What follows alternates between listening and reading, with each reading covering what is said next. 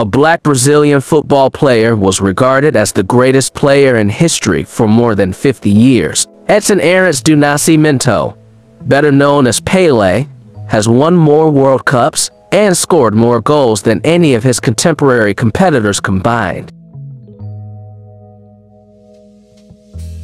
Pele exists equally in legend and actuality in the 21st century. Unlike athletes today, his career was not thoroughly chronicled and reviewed. His grandeur has been passed down through the generations like mythology.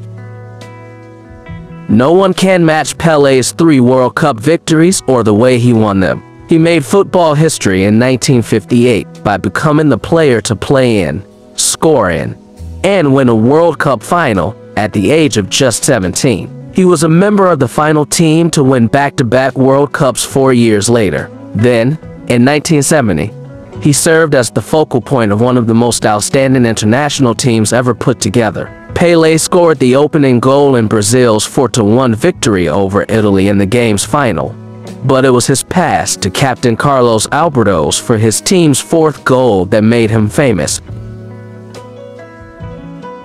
It was a pass, goal, and celebration that epitomized what Pele popularized as the beautiful game and served as the icing on the cake for the man regarded as a king in his native country. Pele, though, had far more to offer the U.S., Hollywood, and the rest of the globe.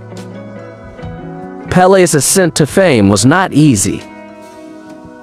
He was an African child born into poverty in a nation that had only formally abolished slavery 50 years before. Being unable to use a proper football for practice, young Pele honed his skills using grapefruits or a sock filled with newspaper. However, nothing could stop him, not even being given the racist nickname Gasolina when he first joined Santos as a teenager. At the age of 15, he scored the first of 643 goals during an 18-year span that helped Santos become the best club team in the entire globe.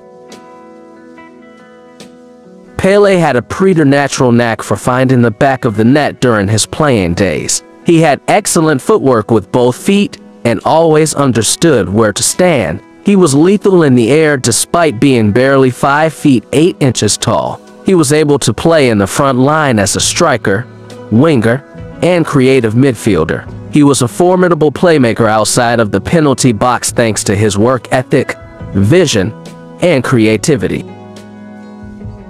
Having achieved all with Santos that was possible, Pele took on the new goal of promoting football in the United States. In 1975, he signed on with the New York Cosmos, paving the way for the North American Soccer League to draw the top players on the planet. Huge crowds would attend his games, and in his 3rd and final season with the Cosmos, he led his team to a Soccer Bowl victory and championship. During that year, Santos and Cosmos, the only 2 club teams to win his affection, played in an emotional exhibition match to mark the end of his unparalleled career.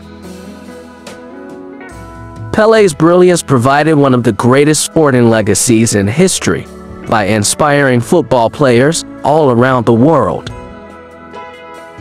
After retiring, he transitioned easily into a life as an ambassador who traveled the globe. He was actively involved with UNICEF, utilizing his poverty to riches tale to advocate against child mortality and malnutrition.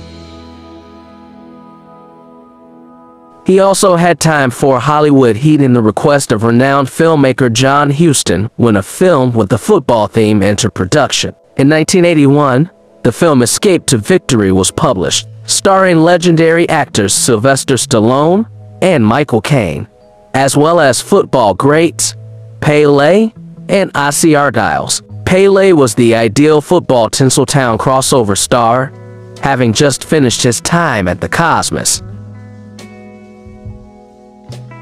In the last years of his life, Pele fought several health issues, but he handled them with dignity. Awards poured in his direction along the road. The International Olympic Committee chose him as the athlete of the 20th century, and Nelson Mandela presented him with the Laurels Lifetime Achievement Medal.